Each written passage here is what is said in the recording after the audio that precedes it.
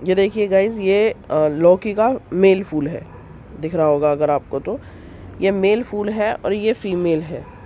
तो इसमें कुछ इस तरह से हैंड पॉलिनेशन कराना पड़ता है, बस इतना ही। ये हैंड पॉलिनेशन हो गया।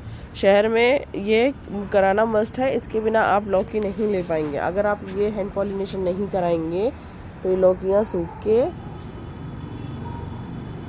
मर जाएंगी। जैसे ये देखिए, मैं आपको एक दिखाती हूँ। ये देखिए, ये एक लौकी है छोटी सी, आप देख रहे होंगे, मैंने इसका हैंड पॉलिनेशन नहीं कराया था, ये पूरी सूखी गई है।